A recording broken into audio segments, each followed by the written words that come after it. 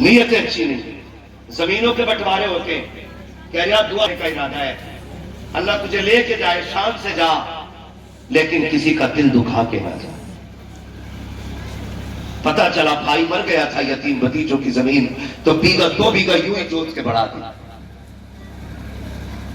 خدارا کسی کا حق کھا کے مدینے نہ جانا، حق دے کے مدینے جانا۔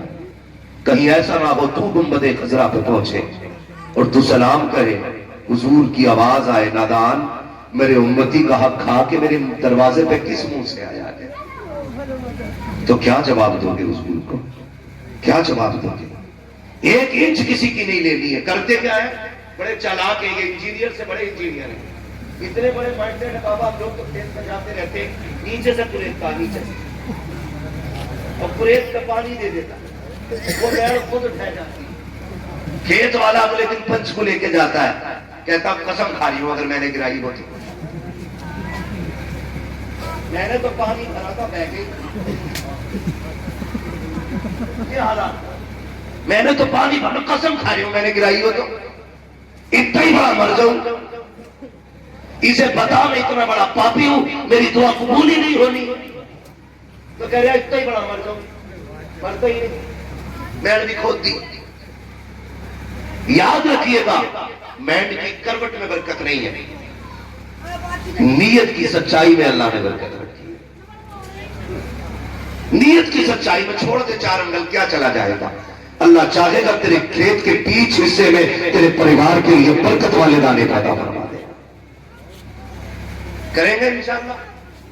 ٹریکٹر والے سے کہہ دیں تو دکھا دیے میں جا رہی ہوں، وہ باہر جائے کونے پر اتنی بھی ہٹے گی چار انگل تو ہٹائی دوں۔ کہہ رہا میری غلطی نہ، ٹریکٹر والے سے پوچھو، ٹریکٹر والے سے پوچھو، کہتا تھا دھوکے میں کٹ گیا تھا اسٹیئرنگ، روڈ پہ سے میں دکھتا تیرا کبھی کھلتی میں نہیں جاتا ٹریکٹر، پٹیا پہ چلتا۔ ان جھگڑوں سے نکلو، کٹ گئی میں اگر دھوکے سے تو کچھ اتنے بڑے خطرناک بھی ہیں، بنا خون پیے مانتے نہیں۔ اگر انچ دو انچ ادھر ادھر ہو گئی تو جان کے پیاسے کیوں؟ بھائی ہے تیرا، معاف کر دے، اللہ کی رضا کے لیے تو اسے معاف کر دے، قیامت میں مصطفیٰ کی خوشی کے لیے اللہ تجھے معاف کر دے گا۔ دلوں میں دونوں لوگ جگہ رکھیں، ناجائز کسی کا کوئی کھائے نہیں، اور کہیں کسی سے کمی ہو جائے تو دوسرا معاف کرنے کا حوصلہ رکھے۔ غوث پاک کے والد نے ایک سیب کے لیے باغ کی رکھوالی کی اور پھر معافی حاصل کی، پھر نکاح ہوا، پھر اللہ نے عبد القادر جیلانی جیسا بیٹا عطا فرمایا تھا، عبد القادر جیلانی جیسا بیٹا، اور وہ بھی وہ بیٹا خدا کی قسم جس کی نیت کبھی دوسرے کے کھانے پہ آئی ہے، کبھی دوسرے کے کھانے پہ جس کی نیت نہیں آئی۔ جب ماں باپ اچھے ہوتے ہیں تو اولاد اچھی ہو جایا کرتی ہے۔ آج جو ہے نا اولاد جو بگڑ رہی ہے، آخری بات، اس کی اہم وجہ یہ ہے کہ ماں باپ نے اولاد کے لیے دعا کرنی چھوڑ دی۔ ہم نے اپنی اولاد دوسروں کے رحم کرم پہ چھوڑ رکھی ہے۔ یہ بہت بڑی بات بتا رہا ہوں آپ کو، شاید اتر جائے آپ کے دماغ میں۔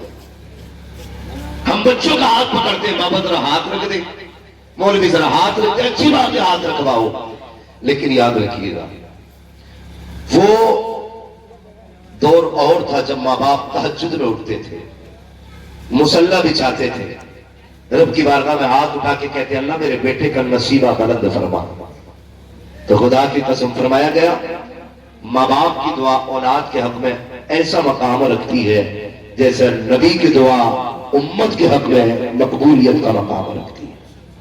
لیکن ہم تو کرتے ہی نہیں دعا، کرے کہاں سے؟ ابا 3 بجے موبائل چلا کے سو رہا ہے، بیٹا 4 بجے سو رہا ہے، ابا 11 بجے اٹھتا ہے، بیٹا 12 بجے اٹھتا ہے، کب تہجد کب فجر ہو گئی، کسی کو کوئی لینا دینا نہیں۔ جب یہ بگڑا تو گئے مولوی کے پاس، اب ذرا ہاتھ رکھ اس کو سوار کے دکھا، کیا طاقت رہ گئی ہے ہمارے پاس جو ہم آپ کے بچوں کو سواریں گے؟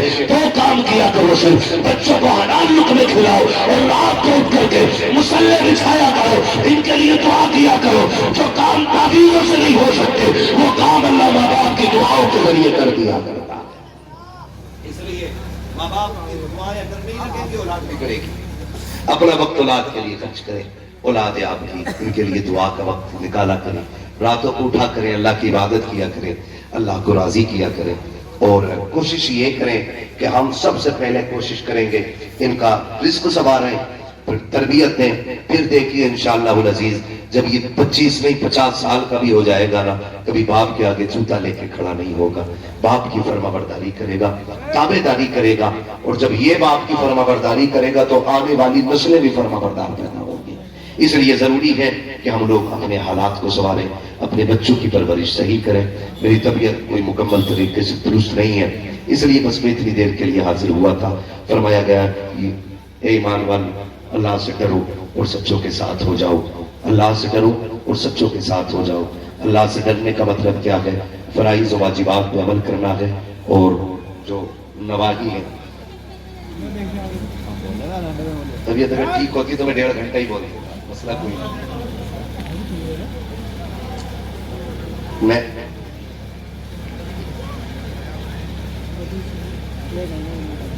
اصل میں میری طبیعت درست نہیں، میں اس وجہ سے بہت زیادہ نہیں بول پا رہا ہوں، مجھے تکلیف ہے۔